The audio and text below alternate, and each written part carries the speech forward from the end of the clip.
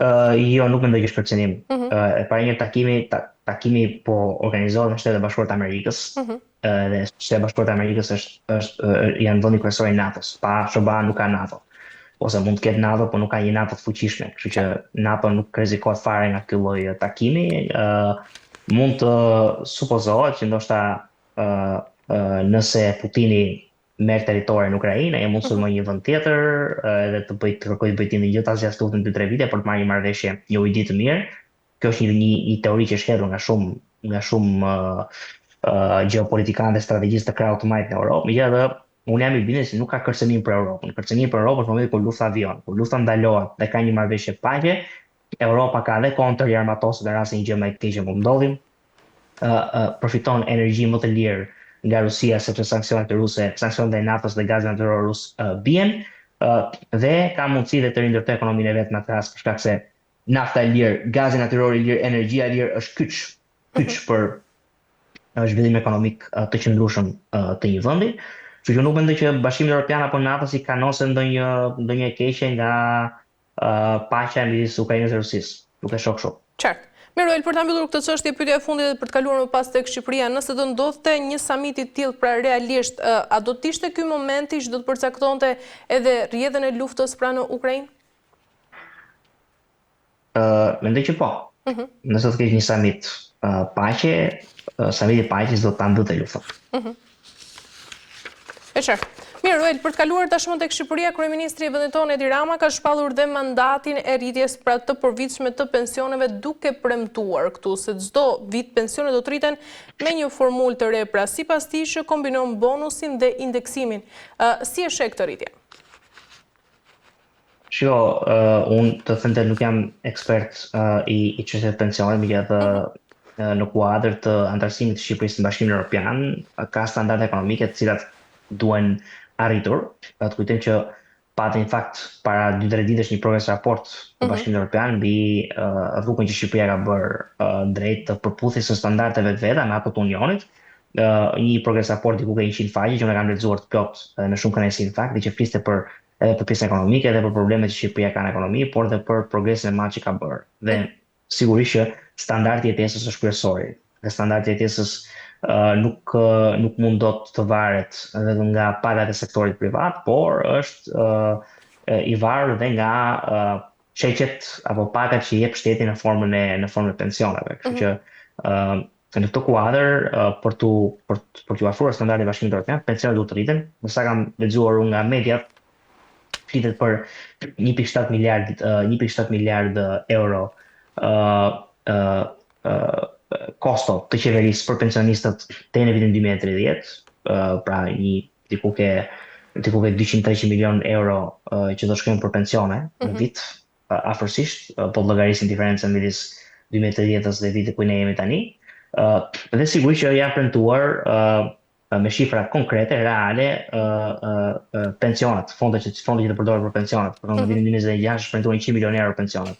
Në vitin 2027 është 200 milion euro, 300 milion euro në 2028. Qartë, por Ruel, të mos harrojmë këtu që në vendin tonë, në momentin që kemi rritje të pensioneve, ka ndodhur që ka pasur edhe rritje të çmimeve në gjithë vendin, qoftë ato për produktet bujqësore apo çfarëdo lloj gjëje tjetër. Si e sheh? Ajo që unë mendoj është që rritja e çmimeve vjen fakt për shumë arsye. Unë nuk jam i informuar lidhje me këtë fakt që sa që arrin të pensionet, arrin të çmimet, sepse zakonisht çmimet duhet të rriten në momentin kur kostot e prodhimit rriten. Pra në momentin kur supozojmë shteti rrit pagën minimale, mund të ketë rrezik për të rritur shpërrritje çmime sepse kostot e prodhimit ose kostot e operimit të kompanisë rriten për shkak të pagave më të larta dhe ajo i transmetohet konsumatorëve në formë çmime më të larta. Në rastin e pensioneve është një skemë totalisht abuzive e sektorit privat që në formën e karteleve bashkëpunojnë me njëra tjetrën për të rritur çmimet me argumente se janë rritje pensionet. Kjo është e çmendur dhe sigurisht një praktikë që duhet ndaluar me ligj, sepse ty kostot e prodhimit nuk janë rritur apo kostot e operimit nuk janë rritur që ti të rrisësh dhe çmimet. Kjo grisera bëhet shumë e kollajt në momentin kur ekonomia nuk është një lloj kapitalizmi me treg të hapur dhe të rregulluar, por kur kapitalizmi është oligarki korporatike, ku në çdo sektor ti ke 3-4 kompani që kontrollojnë sektorin dhe është shumë kollaj për ato 3-4 kompani që të ulen një ditë me njëra tjetrën dhe thonë ne do rrisim çmimet, edhe nuk humbasin fare treg për shkak të rritjes së çmimeve, sepse po i rrisin të gjitha çmimet në ndërkohë dhe argumenti që përdoren është pensionet janë rritur. Shime që pensionet janë rritur, këta pensionistë mund të paguajnë më shumë për të njëjtat produkte, kështu që t'ia kpusin të çmimeve. Tu do të shëri, do thoj zotëri dashur, kostot e prodhimit janë rritur? Jo.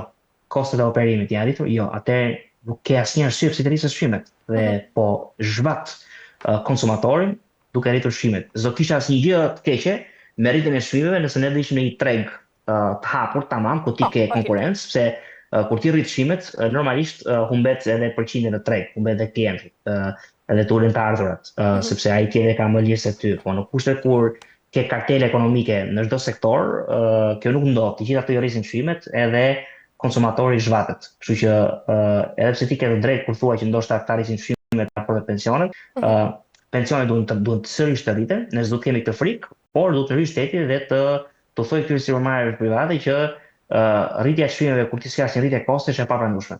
Qartë, sa të besueshme ishe këto premtime, Ruel, pra për një rritje të përhershme të pensioneve bëhet fjalë, duke pasur këtu parasysh edhe presionin mbi buxhetin e shtetit, por edhe inflacionin e lartë të që ne sapo fol.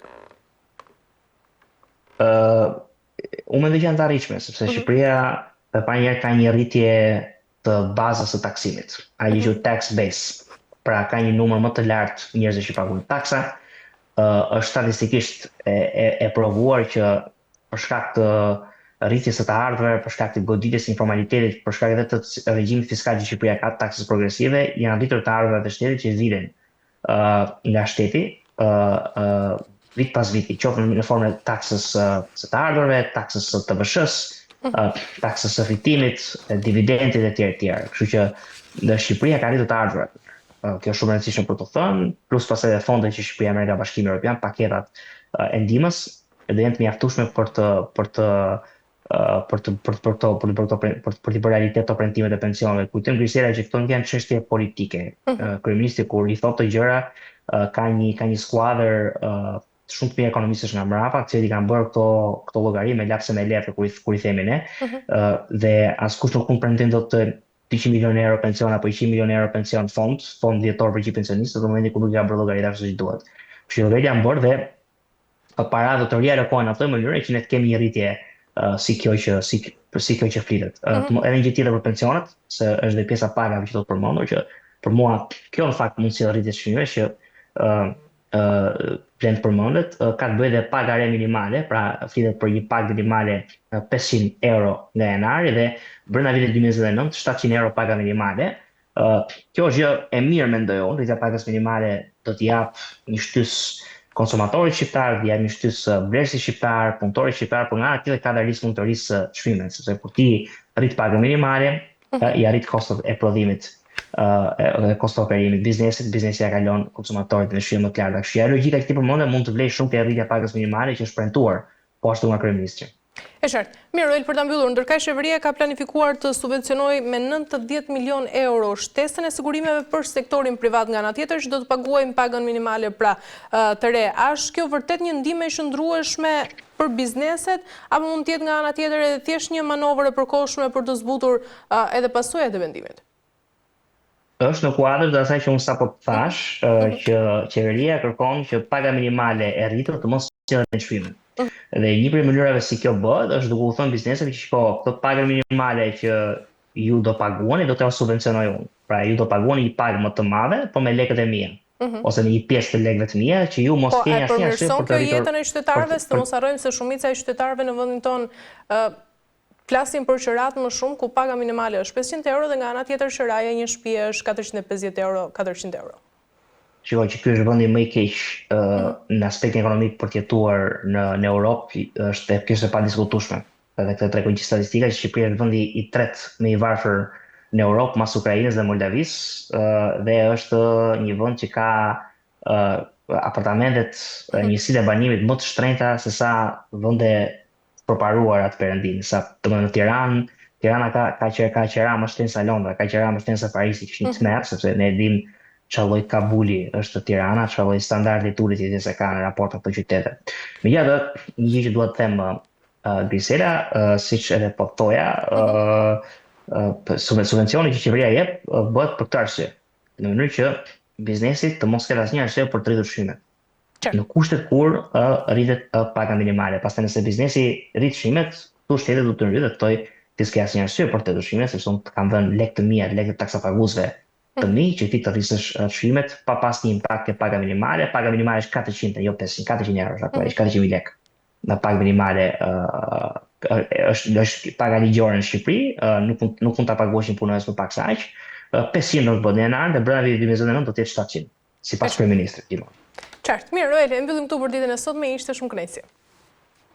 Kënaqësi për mua. Faleminderit shumë. Mirë, të nderuar televizionistë, po e mbyllim këtu këtë pjesë të parë, ishim me Ruel Domin, ku ndalem tek gjeopolitika dhe tek vendi ynë. Do mbyllim këtu këtë pjesë dhe më pas rikthehemi për të kaluar te Kosova dhe Serbia.